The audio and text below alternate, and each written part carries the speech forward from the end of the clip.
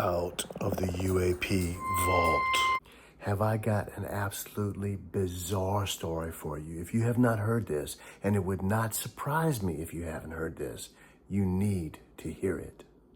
Okay, get this. 3 weeks ago on February the 27th, the highly distinguished General McCasland, from his home in Albuquerque, New Mexico, just simply disappeared.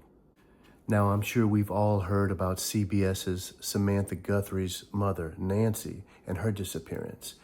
But why should we have heard about this general's disappearance? After all, who is this general and why is he important? Well, let me tell you. He was in command of the Air Force Research Laboratory at Wright-Patterson Air Force Base. Now, why might Wright-Patterson Air Force Base sound familiar to you? Well, it's rumored to have remnants of the Roswell crash. And before his retirement, when he was with the Air Force, he worked with highly classified space programs.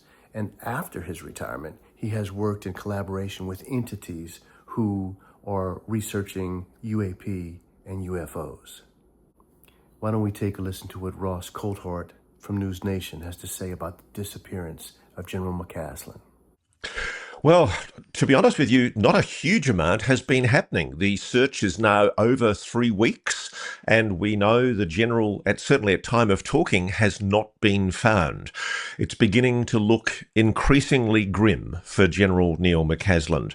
As anyone would see, if you want to have a look at our interview with Alex Capriello, the correspondent from News Nation who's been on the ground there all week, Alex has explained that the police simply have no leads, that there is nothing new to explain the general's disappearance, and moreover, there's no evidence to show he even left the family home in Albuquerque where he was last seen by his wife Susan.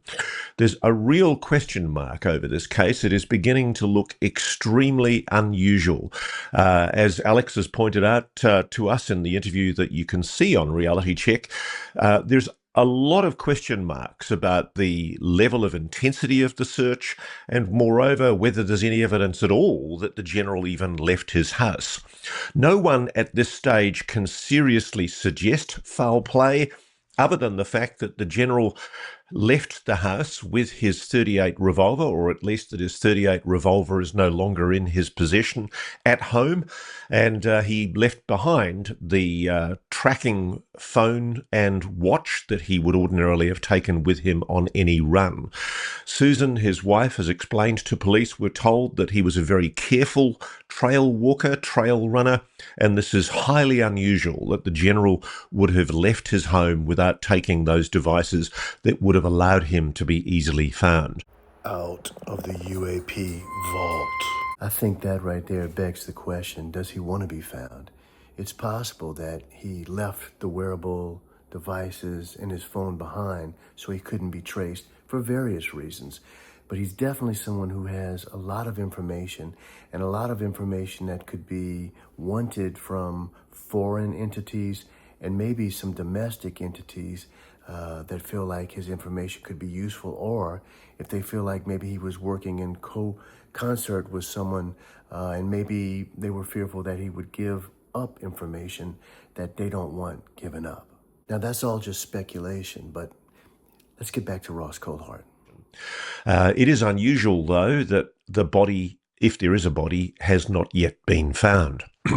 Another possible explanation, and as the weeks go by, it becomes more and more plausible, is foul play. Is it possible that this general, with some of the biggest secrets in his head from the American national security secrets of the past 30, 40 years, is it possible that he could have been abducted or taken into custody by someone or some entity? I guess that's another possible speculative explanation. But frankly, at the moment, we just don't know. Listen to what Ross says next. The other intriguing twist in this whole tale, of course, is now it's been pointed out that there is a disappearance from just over a year ago of a woman called Monica Jacinto Reza in the Angeles Mountains behind Los Angeles in California. And she was a female scientist who had worked with General Neil McCasland under his command in the development of a super secret alloy called Mondelloy that is used in the construction of high oxygen-rich rocket environments. So this is another curious disappearance because this woman was on a hiking trail with friends. A friend said he turned and looked, saw her no less than 30 feet away. She waved, appeared to be not in any distress or concern at all, and when he looked back a few moments later, she had literally disappeared. A curious disappearance made even more curious by the fact that someone, not identified, posted a premature death declaration for Monica Razor even before she was officially, supposedly, dead.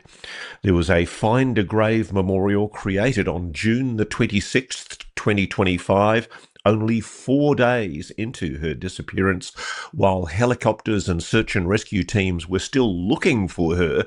Someone unidentified posted a note on an obituary site saying that she had died, and they said that it was a green burial. There was no body recovered. There's never been a body recovered. There's been no official death certificate, no obituary. There's been no announcement by her employer, and yet someone took it upon themselves to announce that Monica Razor had died. How could they possibly have known that when no body has been recovered? There are more and more mysteries confounding not only the disappearance of General Neil McCasland, but the mystery of this scientist and potentially others as well. I just hope for his wife's sake and his family's sake that there is soon a resolution to this case. But as we are now at time of broadcasting over 3 weeks into the mystery of his disappearance with no resolution, things are looking very grim indeed. What makes me most curious about this story is not even that it's not receiving national coverage the way it should, but that high-ranking officials within the government and the president himself is not being asked about it.